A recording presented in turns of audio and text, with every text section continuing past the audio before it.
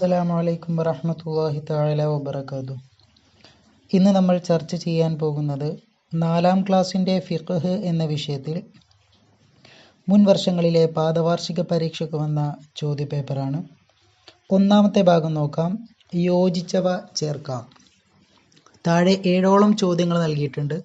അപ്പോൾ ഓരോന്നിനോടും യോജിച്ചത് ആ ബ്രാക്കറ്റിൽ നിന്നും എടുത്ത് എഴുതാനാണ് പറയുന്നത്. ഒന്നാമത്തെ ചോദ്യം, അൽ ഇസ്തിൻജാ, കാരണമില്ലാതെ വലത് കൈകൊണ്ട് ശുദ്ധിയാക്കൽ. അപ്പം കാരണമില്ലാതെ വലത് കൈകൊണ്ട് ശുദ്ധിയാക്കൽ. അപ്പം ആദ്യം നമുക്ക് ബ്രാക്കറ്റിലുള്ള ഒന്ന് വായിച്ചു നോക്കാം. ലഹരി ദ്രാവകങ്ങൾ, കുളിക്കണം, ഹൈള്, കറാഹത്താകുന്നു, ഹറാമാണ്, വുളൂ ചെയ്യണം, സുന്നത്താണ്. അപ്പോൾ ഒന്നാമത്തത് കാരണമില്ലാതെ വലത് കൈകൊണ്ട് ശുദ്ധിയാക്കൽ കറാഹത്താണ്. അപ്പോൾ കറാഹത്താണ് എന്നുള്ളതാണ് അവിടെ എഴുതാനുള്ളത്. 2, മറ കൂടാതെ ഖിബ്ലക്ക് മുന്നിട്ട് വിസർജനം. അതിൻ്റെ യോജിച്ച ബ്രാക്കറ്റിലുള്ളത് ഹറാമാണ് എന്നുള്ളതാണ്. അപ്പോൾ അവിടെ ഹറാമാണ് എന്നുള്ളത് എടുത്തെഴുതുക. മൂന്നാമത്തത് സ്വയം സുർക്കയാവൽ കൊണ്ട് ശുദ്ധിയാകും. അതെന്താണ്? ലഹരി ദ്രാവകങ്ങൾ. അപ്പം ലഹരി ദ്രാവകങ്ങളാണ് സ്വയം സുർക്കയാവൽ കൊണ്ട് ശുദ്ധിയാകുന്നത്.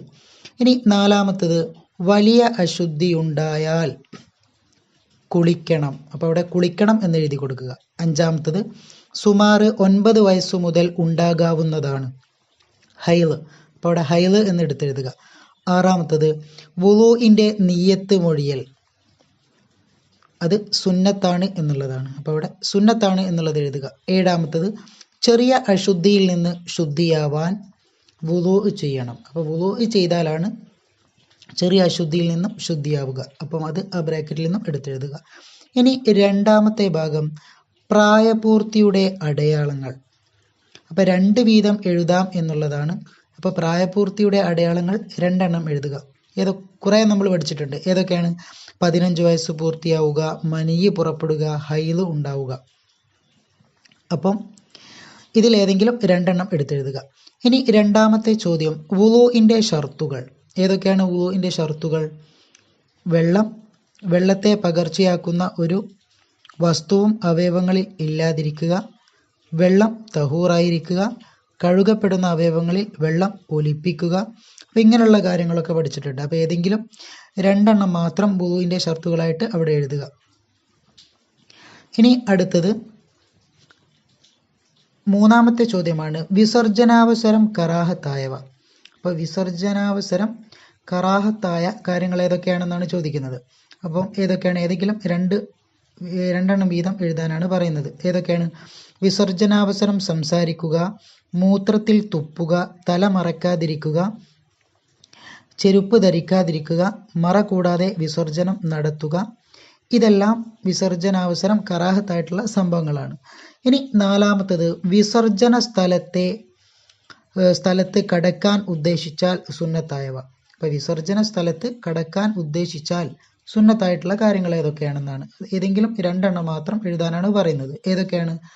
തലമറയ്ക്കുക, ചെരുപ്പ് ധരിക്കുക, ഖുർആനോ മറ്റു ബഹുമാനിക്കപ്പെടുന്നവയോ ശരീരത്തിലുണ്ടെങ്കിൽ മാറ്റിവെക്കുക, ബിസ്മില്ലാഹി അല്ലാഹുമ്മ ഇന്നി അഊദു ബിക മിനൽ ഖുബസി വൽ ഖബായിസ് എന്ന് ചൊല്ലി ഇടതുകാൽ മുന്തിച്ച് കിടക്കുക. ഇതൊക്കെയാണ് സുന്നത്തായിട്ടുള്ള കാര്യങ്ങൾ. ഏതെങ്കിലും 2 എണ്ണം വീതം മാത്രം എഴുതുക. ഇനി മൂന്നാമത്തെ ഭാഗം ഉത്തരം എഴുതാം എന്നുള്ളതാണ്. 4ഓളം ചോദ്യങ്ങളാണ് താഴെ നൽകിയിട്ടുള്ളത്. അപ്പോൾ ശരിയായിട്ടുള്ള രീതിയിൽ ഉത്തരം എഴുതുക. ഒന്നാമത്തെ ചോദ്യം നോക്കാം. ചപ്പാത്തി കൊണ്ട് ഇസ്തിൻജാ പാടില്ല, കാരണമെന്ത്? അപ്പോൾ ചപ്പാത്തി കൊണ്ട് മൂത്രമൊഴിച്ചാൽ മനോഹരിക്കൽ, അല്ലേ, വൃത്തിയാക്കൽ എന്തല്ല, പാടില്ല എന്നാണ് പറയുന്നത്. കാരണം എന്താണ്? അതിൻ്റെ ഉത്തരം അത് ഭക്ഷ്യവസ്തുവാണ്. ഭക്ഷ്യവസ്തുക്കൾ കൊണ്ട് ഇസ്തിൻജാ ഹറാമാണ് എന്ന് നമ്മൾ പഠിച്ചിട്ടുണ്ട്. ഇനി രണ്ടാമത്തെ ചോദ്യം, ഇസ്തിൻജാ വാജിബാണ് ഏത് സന്ദർഭത്തിൽ? ഇസ്തിൻജാ വാജിബാണ് ഏത് സന്ദർഭത്തിൽ? ഉത്തരം മലമൂത്ര ദ്വാരങ്ങളിൽ കൂടി നനവുള്ള നജസായ ഏത് വസ്തു പുറത്തു വന്നാലും ഇസ്തിൻജാ നിർബന്ധമാണ്, വാജിബാണ്. മലമൂത്ര ദ്വാരങ്ങളിൽ കൂടി നനവുള്ള നജസായ ഏത് വസ്തു പുറത്തു വന്നാലും ഇസ്തിൻജാ വാജിബാണ്. ഇനി മൂന്നാമത്തേത് നോക്കാം. വെള്ളം 2 കുല്ലത്തിൽ കുറവായാൽ നജസായ വസ്തു കഴുകണം എങ്ങനെ? ചോദ്യം ഒന്നുകൂടെ നോക്കാം. വെള്ളം 2 കുല്ലത്തിൽ കുറവായാൽ നജസായ വസ്തു കഴുകണം എങ്ങനെ? എങ്ങനെയാണ് ഉത്തരം? വെള്ളം അതിന്മേൽ ഒഴിച്ച് കഴുകണം. കാരണം അത് 2 കുല്ലത്തിൽ കുറവാണെങ്കിൽ നജസുള്ള വസ്തു അതിലിട്ട് കഴിഞ്ഞാൽ ആ വെള്ളം മുഴുവൻ എന്താവും? പകർച്ചയാകും, നജസാകും. അതുകൊണ്ട് ഒഴിച്ചാണ് എന്ത് ചെയ്യേണ്ടത്? കഴുകേണ്ടത്. ആ നജസായിട്ടുള്ള വസ്തു ഒഴിച്ച് വെള്ളം അതിന്മേൽ ഒഴിച്ചാണ് കഴുകേണ്ടത്. ഇനി 4ാമത്തെ ചോദ്യം നോക്കാം. ഇസ്തിൻജാഇന് ശേഷം ചൊല്ലൽ സുന്നത്താണ് എന്ത്? അഥവാ ശുദ്ധിയാക്കി കഴിഞ്ഞതിന് ശേഷം ചൊല്ലൽ സുന്നത്തായിട്ടുള്ള ഒരു ദിക്ർ നമ്മൾ പഠിച്ചിട്ടുണ്ട് അല്ലേ? അത് എന്താണെന്നാണ് ചോദിക്കുന്നത്. ഏതാണ്? അല്ലാഹുമ്മ ത്വഹിർ ഖൽബി മിനൻ നിഫാഖി വഹസ്വിൻ ഫർജി മിനൽ ഫവാഹിഷ്. ഒന്നുകൂടെ നോക്കാം.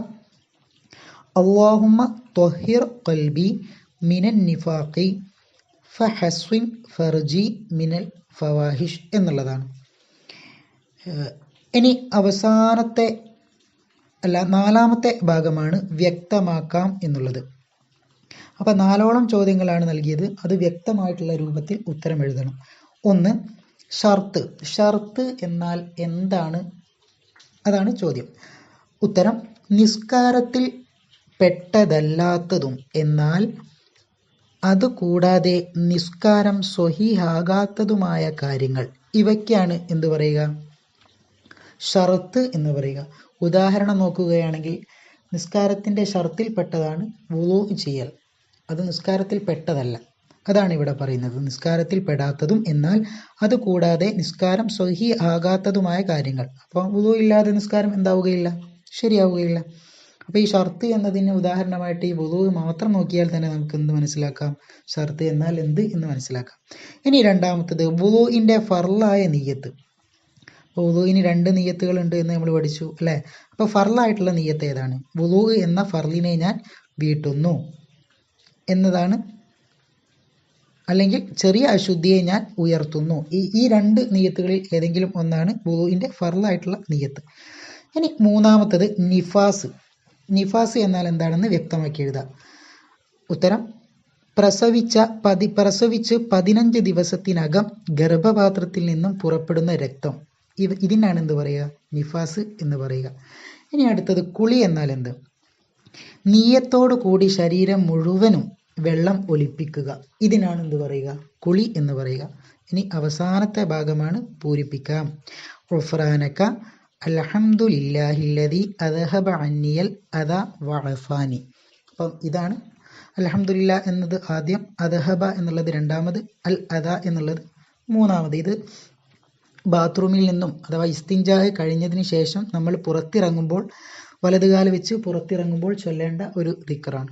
ദുആ വസിയത്തോടെ നിർത്തുന്നു. വആഖിറു ദഅവാന അനിൽ ഹംദുലില്ലാഹി റബ്ബിൽ ആലമീൻ. അസ്സലാമു അലൈക്കും വറഹ്മത്തുള്ളാഹി തആല വബറകാതുഹു.